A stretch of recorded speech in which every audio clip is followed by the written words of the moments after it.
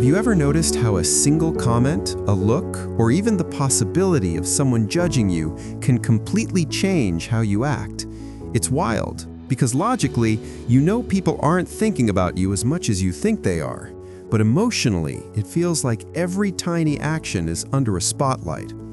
Today, we're going to break down the real science behind why we care so much about what people think and how to finally turn down that fear. Before we dive in, if you want more mind science videos like this, make sure you subscribe to Mindcast EDU. It takes you 1 second, but it helps this channel reach more people who need this kind of content. So let's start with something important. Caring about what others think isn't a flaw. It's not insecurity, it's biology. Your brain is wired to do it. For millions of years, survival depended on belonging to a group. Being accepted meant food, safety, protection. Being rejected meant danger. So your brain developed what scientists call a social survival system, a built-in alarm that goes off when you sense disapproval, judgment, or exclusion. That alarm used to save our lives, but today it activates over things like posting a selfie, speaking up in a meeting, or wearing an outfit that feels slightly different from what others wear.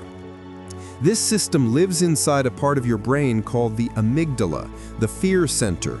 When you think someone might judge you, your amygdala reacts the same way it would if a physical threat were approaching. Your heart speeds up, you overthink, you start scanning for danger. Not physical danger, but social danger. That's why fear of judgment feels so intense. Your brain treats it like survival. There's also another part of your brain involved, the default mode network, which gets active when your mind wanders. And guess what one of its favorite habits is? Imagining what people think about you, replaying awkward moments, making up social scenarios that didn't happen, predicting what others might say. This creates a mental echo, an overestimated sense of how much people care. Because here's a truth backed by research, people think about you far less than you imagine. Most people are consumed with their own worries, their own insecurities, their own mistakes from earlier that day. You're not the main character in their story, because they're too busy being the main character in theirs. But knowing this logically isn't enough. You need psychological tools to retrain your brain's reaction. One of the most effective techniques is called exposure reframing. Instead of trying to avoid situations where you might be judged, you intentionally do small actions that feel awkward on purpose, not to embarrass yourself, but to teach your brain that discomfort isn't danger. Something as simple as wearing something slightly unusual, asking a question you normally wouldn't, or making a harmless mistake in public. These tiny acts weaken your brain's fear response over time. Another powerful technique is perspective switching. When you catch yourself overthinking what people think, ask, what would I think if someone else did this? Would you judge them? Probably not. You'd forget in 5 seconds. This simple shift helps your brain realize that your standard for yourself is way harsher than your standard for others. There's also something psychologists call self-distancing. Instead of saying, they're judging me, switch to, my brain feels judged right now. That one small change separates you from the reaction. Suddenly, it's not your identity, it's just a mental signal passing through.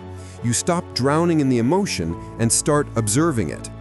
Another thing that helps dramatically is reducing what's called spotlight intensity. When you enter a room, or when you post something online, or when you talk to someone new, remind yourself, everyone here is busy thinking about themselves. This isn't rude, it's liberating. It means you're free. It means your mistakes aren't magnified. It means most awkward moments evaporate instantly. Here's something else that people never tell you. When you stop trying to avoid judgment, you naturally become more confident. Not because you force confidence, but because you stop negotiating with fear. Real confidence is not, they'll like me. Real confidence is, I'll be okay even if they don't. That mindset unlocks a level of freedom that changes everything. Your relationships, your work, your creativity, your decisions. And here's a final psychological shift that can rewrite your entire relationship with judgment. Your brain wants belonging, not approval. Approval is fragile. You have to keep earning it. Belonging is stable. When you belong to people, to values, to a purpose, you don't chase validation anymore because you already feel grounded. You don't shapeshift for acceptance. You don't shrink yourself to be liked. You live with a quiet confidence because you know who you are. If you've been caring too much about what people think, it doesn't mean you're weak. It means your brain is doing its ancient job. But you're not living in the ancient world anymore. You can retrain your mind. You can turn the volume down on that fear. You can live from authenticity instead of anxiety. If this video helped you understand your mind a little better, consider subscribing to Mindcast EDU. It supports the channel and it helps you keep learning how to work with your brain instead of against it. Thanks for watching, and I'll see you in the next one.